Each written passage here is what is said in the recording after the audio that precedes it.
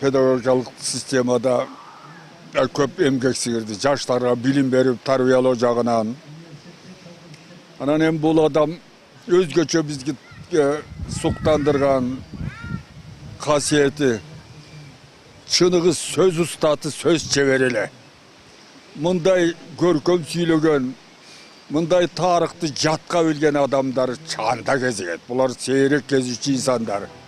Ушундай оор, бирок артында алгылыктуу эмгек калган даңазалуу өмүр жолду басып өткөн Зияш Бектеновдун кыргыз элине калтырган мурасы баа жеткис байлык. Ал кыргыз тарыхындагы жазуучу, котормочу, караңгыда көз тапкан, капилеттен сөз тапкан чечен, окутуучу, илимпоз катары жашап калчу улуу инсан.